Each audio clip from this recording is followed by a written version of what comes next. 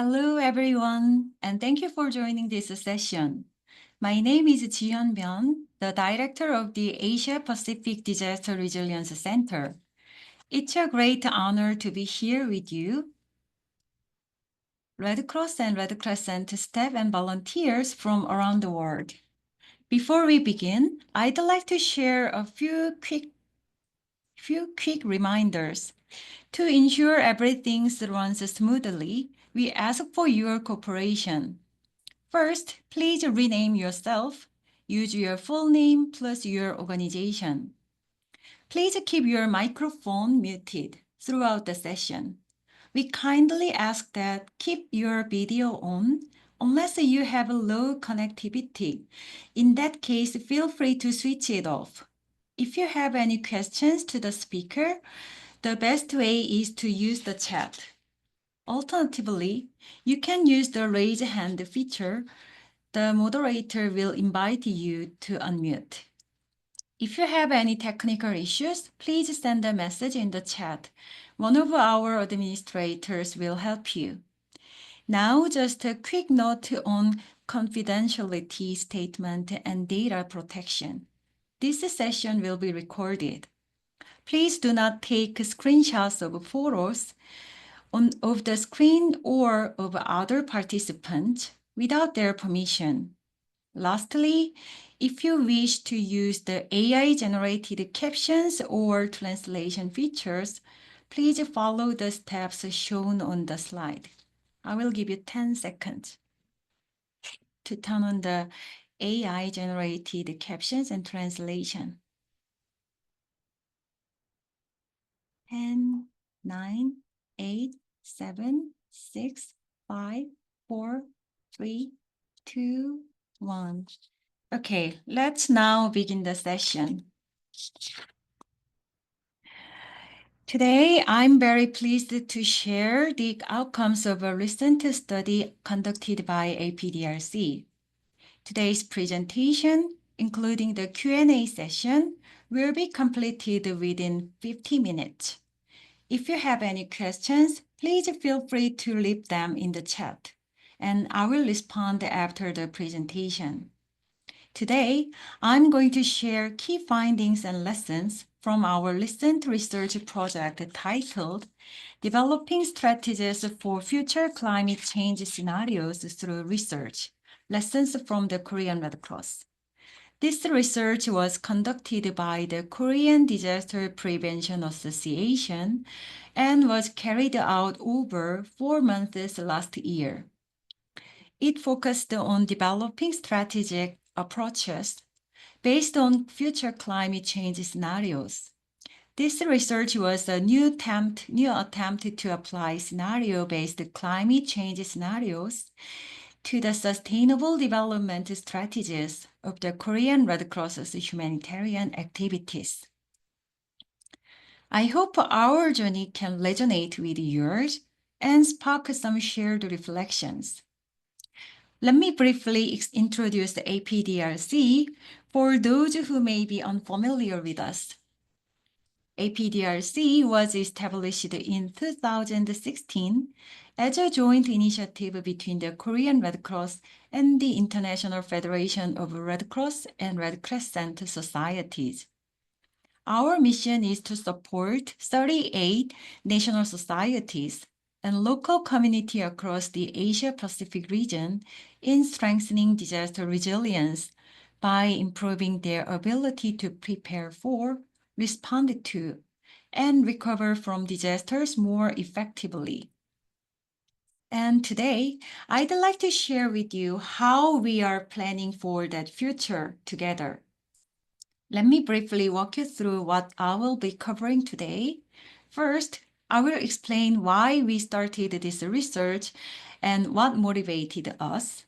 Then I will introduce the methodology, including how we apply the shared socioeconomics pathways, climate scenarios, and analyze our services. After that, I will share our key findings and strategic recommendations. Climate change is no longer just a topic for scientists. It is now a reality that directly affects all aspects of humanitarian work. Across the world, we are seeing more frequent and intense extreme weather events, complex disasters, and forced migration. These changes are forcing us to rethink how we plan and deliver humanitarian response. The climate crisis hits the people we serve, the most vulnerable, the hardest. And the impact is not temporary. It is long-term and deeply structural. In light of this reality, humanitarian action must also evolve. Climate change is not just a cause of a humanitarian crisis, it's also a force that makes them worse. That's why adapting to climate change is no longer optional for humanitarian work, it's essential. This study was launched to define the Korean Red Cross's direction on climate change adaptation and to lay a scientific foundation for mid to long-term strategies and program planning. In particular, we aimed to identify which programs should be strengthened or newly introduced based on changing disaster patterns. As climate change is no longer just an environmental issue, but a key driver of humanitarian crisis, the Korean Red Cross also needs to systemically shift its approach in response. This study had three main objectives. First, to analyze the humanitarian impact and vulnerabilities caused by climate change based on current conditions, case studies, data, and scientific evidence. Second, to explore sustainable program development strategies for the Korean Red Cross that reflect future climate scenarios. Third, to develop practical strategies and identify domestic and international cooperation mechanisms for implementing climate action. Ultimately, this study aims to present a sustainable development pathway for the Korean Red Cross's programs that incorporate climate change scenarios along with strategies for effective implementation and partnership. In terms of time frame, we analyzed the historical climate data provided by the Korean Meteorological Administration, covering a period of 109 from 1912 to 2020. Future projections were made using SSP scenarios forecasting climate conditions from 2021 to 2100. Disaster trends were analyzed over the past 30 years from 1993 to 2022. The Korean Red Cross's humanitarian program data focused on the 10-year period from 2010 to 2019, as data after 2020 were affected by COVID-19 related disruptions, such as budget instability and response anomalies. In terms of content, the analysis relied primarily on domestic data, while international insights were drawn from case studies. We selected 4 disaster types: heat waves, cold waves, and wildfires.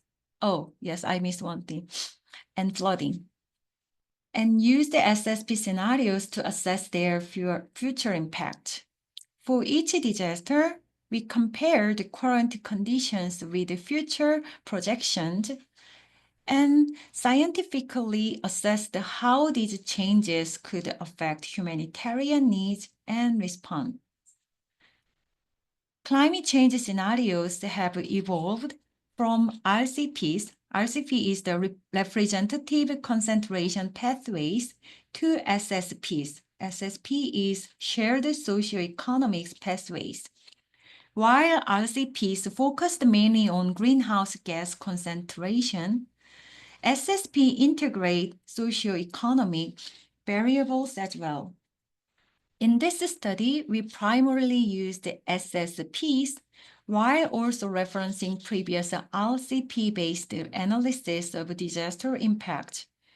To give an example, SSP 1-1.9 is the most optimistic scenario, where the world achieves carbon neutrality by 2050, in line with the Paris Agreement. On the other hand, SSP 5-8.5 is a high-risk scenario, assuming rapid economic growth based on high fossil fuel consumption and unregulated urban expansion. In simple terms, these scenarios reflect how the future might change depending on how much effort humanity puts into reducing CO2 levels.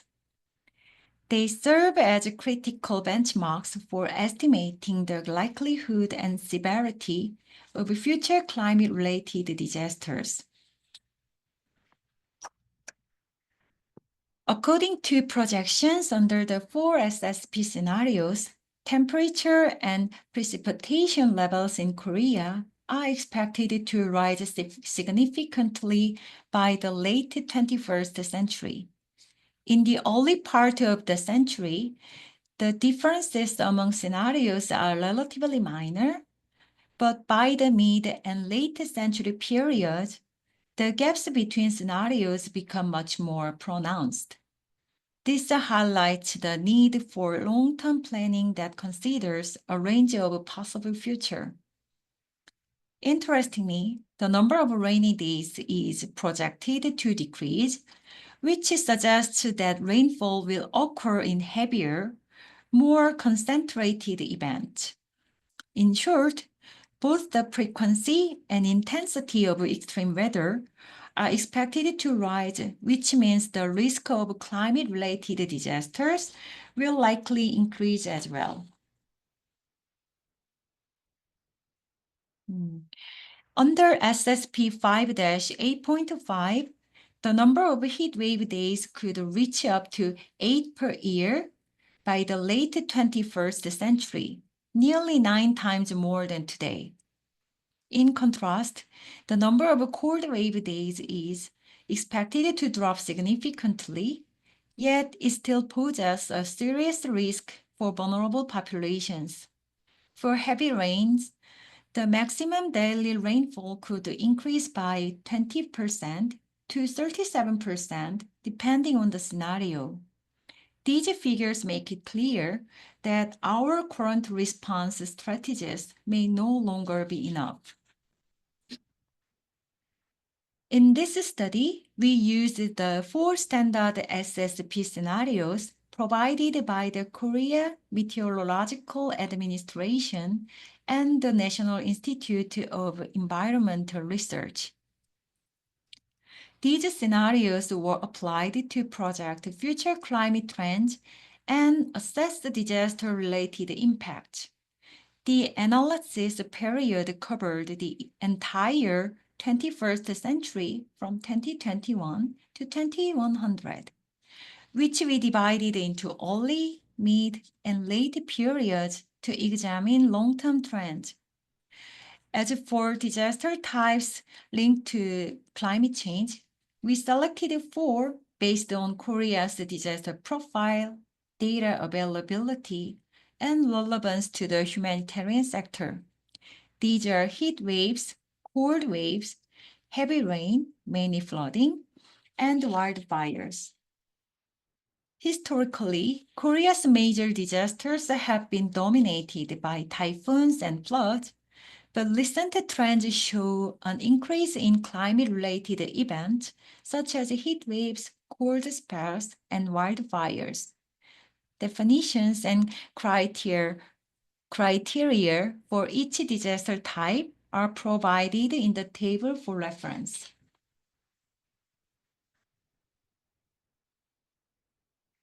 As climate change accelerates, extreme weather events are becoming more frequent and diverse. The intensity of disasters is also increasing, leading more severe impacts. These impacts are especially concentrated concentrated in countries with high humanitarian vulnerability. According to the World Meteorological Organization, WMO, there were 11,072 natural disasters recorded globally between 1970 and 2019. As shown in the bar chart, the number rose from 711 in the 1970s to 3,536 in the 2000s, an increase of fivefold.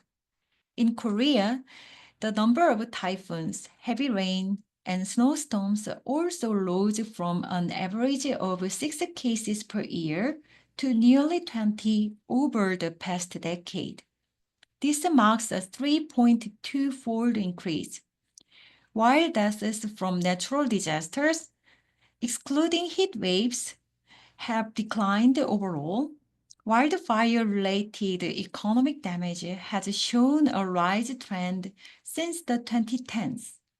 Over the past 30 years, the total number of natural disasters has continued to grow, with heat waves and heavy rain becoming especially prominent. These disasters are not only causing property damage, but also resulting in loss of life and the breakdown of local communities. The climate crisis cannot be overcome with a short-term response. It requires a fundamental shift in humanitarian strategy, one that prioritizes prevention, scientific forecasting, and long-term resilience. Globally, the human sector is expanding its efforts beyond the post-crisis responses to include long-term strategies for climate-related uncertainty. The inclusive research and policy initiatives focused on data-driven forecasting and scientific assessment of climate vulnerability. In Korea, awareness of climate change is growing within the humanitarian field, but activities are still primarily focused on traditional disaster relief. To effectively address climate change, humanitarian efforts must shift to a more proactive and structured approach, one that is anticipatory, planned, systematic, science-based, sustained, and long-term. And most importantly, it must lead to tangible and meaningful impact. In this study, the Korean Disaster Prevention Association worked to define humanitarian action that takes climate change into account. Traditionally, humanitarian crises were mostly seen through the lens of natural disasters. However, climate change impacts not only disaster vulnerability, but also humanitarian vulnerability, directly and indirectly. While environmental factors are often emphasized, we must also consider economic, political, social, and security-related vulnerabilities. Therefore, strengthening climate resilience in vulnerable communities is essential. This not only addresses disaster risk, but also reduces the humanitarian consequences of climate change. However, current humanitarian efforts are still largely reactive and event-driven. That limits their ability to respond to and recover from climate-related crises. To move forward, the humanitarian and disaster management fields must be more closely aligned. We should adopt the strategies already being explored in climate disaster policy.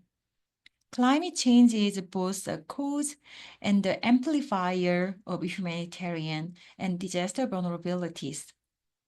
It is driving a shift in disaster management from post-event response to proactive, community-based, and software-driven systems. At the same time, the concept of resilience is gaining attention alongside sustainability. This study defines climate disaster humanitarian action as a long-term integrated effort to understand and reduce the future humanitarian crises caused by climate change. As shown on the right, this includes scientific, anticipatory, and community-driven approaches within the humanitarian principles of humanity, impartiality, neutrality, and independence. Until now, much of our response has been symbolic or short-term. Now we must pursue real, effective transformation. The four guiding principles should be sustainability, scientific evidence, community-centered design, and long-term planning. Climate change won't stop, so neither can we. Our humanitarian action must evolve to meet the challenges of a changing world. This slide looks at how climate change is affecting the frequency and severity of heat waves. In September of last year, typically considered autumn in Korea, a heat wave advisory was issued and new records for tropical nights were set. Under the SSP 5-8.5 scenario, heat-related deaths could increase by up to 1,357% by the late 21st century. It's clear that impact of heat waves is worsening due to climate change. To respond effectively, we need structured education, targeted support for vulnerable groups, and improved access to cooling. Next, let's take a look at cold waves. Interestingly, they are generally projected to decrease. According to the SSP 5-8.5 scenario, the number of cold wave days could decline by over 90%, and related excess deaths are almost expected to decrease.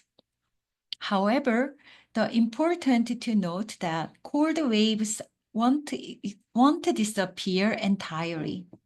They can still have a strong impact due to sudden temperature drops and extended cold periods. Warmer air holds more moisture, which may increase the likelihood of heavy snowfall during winter. So-called warm winter cold waves have already been observed and remain a future threat. This can seriously affect energy-poor groups, including urban poor and the elderly. So once again, cold wave preparedness must also be addressed proactively. Third, we'll look at heavy rain and flooding. Floods are the most common type of disaster worldwide and the leading cause of displacement. In the past 20 years, from 2000 to 2019, floods accounted for 44% of all nature disasters, 2.3 times higher than previous 2 decades, from 1980 to 1999. Both the total precipitation and the number of heavy rain days are increasing. Under the SSP 5-8.5 scenario, annual rainfall may rise by up to 16.1%, and the number of heavy rain days could grow by approximately 48%. This means flood-related damages may increase by as much as 275%. To address this, we must strengthen monitoring in flood-prone areas, improve shelter-based infrastructure, and prioritize support plans for vulnerable communities. Lastly, we turned to wildfires. With rising temperature, lower humidity, and stronger winds, wildfire risks is expected to increase significantly. According to projections, wildfire risk in Korea could rise by as much as 158%. In fact, 95% of Korea's large-scale wildfires occur between February and May due to dry conditions and strong seasonal wind during that period. Regions with dense forests or villages near forested areas may face greater damage. Given this risk, wildfire response must consider a combination of climate, topography, and fuel conditions.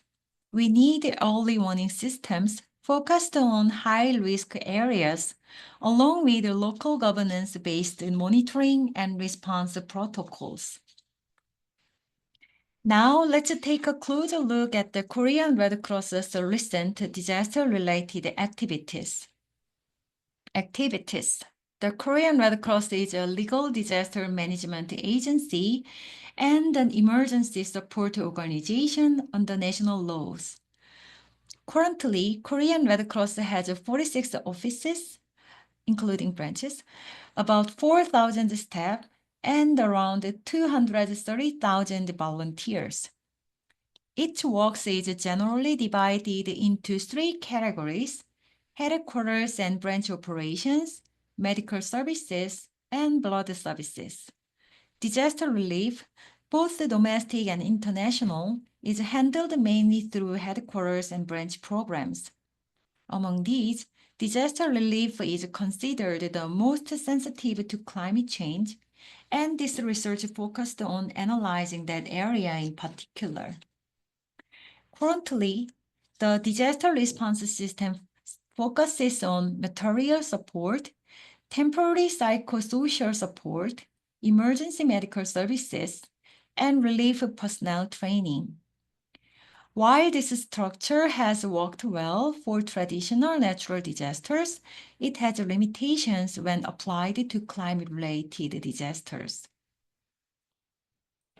Most disaster-related programs of the Korean Red Cross focus on emergency relief, such as distributing supplies and operating shelters. Other efforts include psychological support, training for relief personnel, assistance for vulnerable groups, and seasonal heat and cold response. But climate-related disasters are becoming more unpredictable and severe. So it's not enough to focus only on emergency response. Long-term preparedness is also crucial. Heat waves and cold waves often cause indirect and delayed impacts, so pre-disaster prevention is more effective than post-disaster response. For this, we need scientific assessments to identify vulnerable areas and populations and prioritize support. Continuous monitoring is also key before disasters to prevent damage and after disasters to guide response. Local Red Cross volunteers can play a central role in community-based early warning and preparedness. For floods and wildfires, where structural measures dominated, the Korean Red Cross's role may be limited to supporting existing relief operations. Disaster relief must be guided by vulnerability assessments and field data so that support is provided where it is most needed.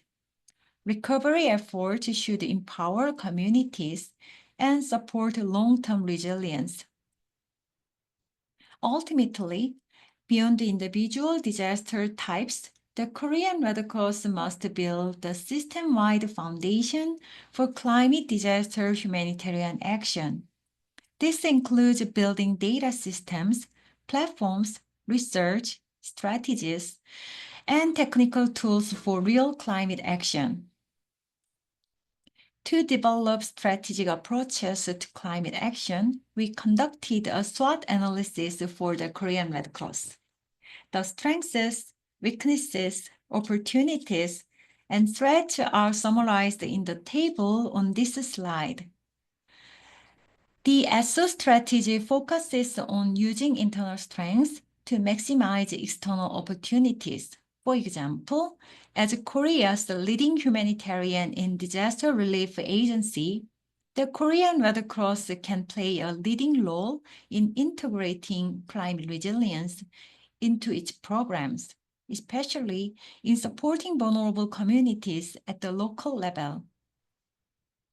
The ST strategies uses internal strengths to mitigate external threats. This involves leveraging existing national and international resources, research, policies, and systems, and maximizing the use of Red Cross infrastructure, such as staff and branches, to respond efficiently.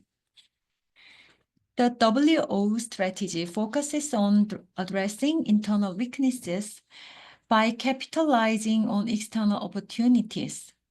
For instance, collaborating with scientists to gain technical knowledge and guidance, and co-developing research initiatives to enhance climate capacity. Finally, the WT strategy aims to overcome both the internal weaknesses and external threats. This includes securing climate funding, increasing public awareness, and recruiting diverse volunteers through education and outreach. The process of identifying future strategies for the Korean Red Cross was carried out in three main steps.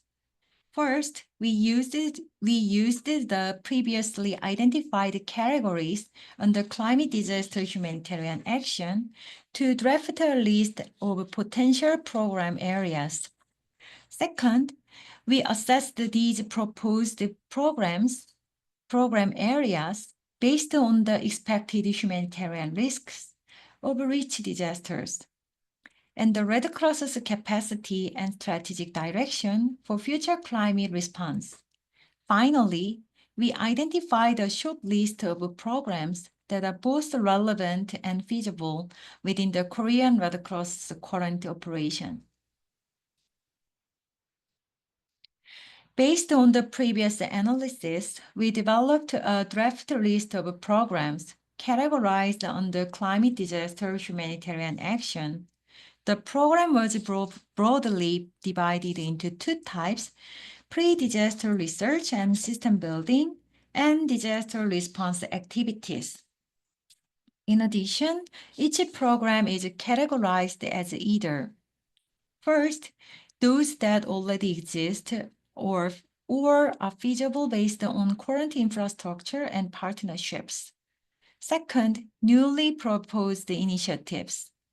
For example, under the category of pre-disaster research and system building, one proposed initiative is to explore how the IFRC's PER is the preparedness for effective response approach, could be applied in the Korean context. PER is a framework developed by the AFRC to help communities assess and strengthen the systems they need to effectively respond in times of emergency. It emphasizes assessment and preparedness across 5 core areas and 37 components of disaster readiness. This includes preparedness activities across all phases of disaster response. Other examples including planning and securing dedicated climate adaptation budgets within existing Red Cross operations. These are all cases of strengthening climate readiness by building on existing infrastructure. Meanwhile, under the disaster response category, a newly proposed initiative during the prevention phase is to develop risk management and early action guidelines tailored to specific vulnerabilities. For a complete list of proposed initiatives, please refer to the table on the slide.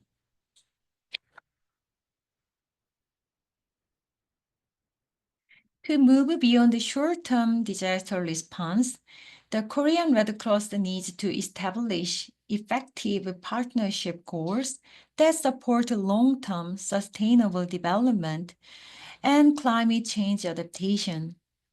We analyzed the cases of humanitarian organizations partnering with the private sector on climate issues to identify suitable partnership objectives for sustainable growth. Three main partnership goals were identified to help implement future climate programs more effectively. First, strengthening institutional capacity through technical, analytical, and policy collaboration. Second, implementing locally led programs to enhance community-based climate resilience. Third, securing sustainable and stable funding for climate action. For specific activities and partner organizations, please refer to the table on the slide.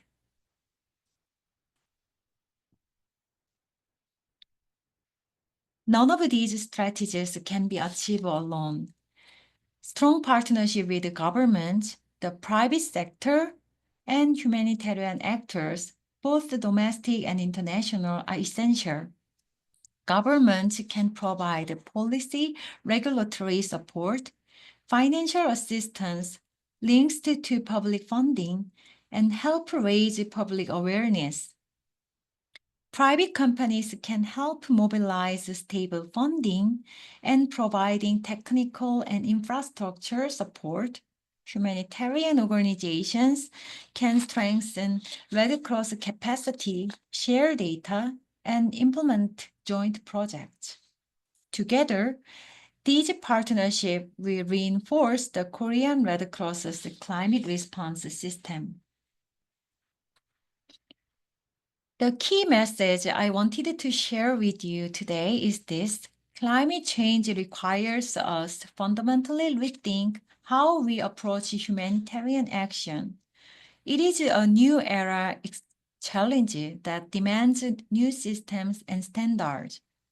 What we prepare today will determine how many lives we can save and how fast we can recover tomorrow. I hope the Global Red Cross and Red Crescent family will continue to stand together to prevent, to prepare, and to build resilience. Yeah, that concludes my presentations. If you have any questions and comments, please feel free to leave them in the chat. Okay. Is there any questions in the chat? No?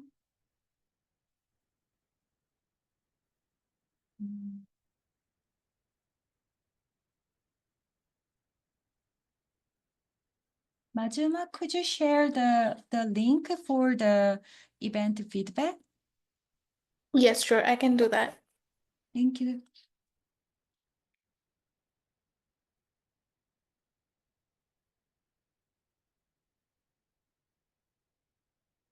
Yes, before we wrap up, Majuma uploaded the link, Google link, QR code, Google link on the in the chat box for event feedback. We'd really appreciate it if you could take a moment to share your thoughts. Thank you very much.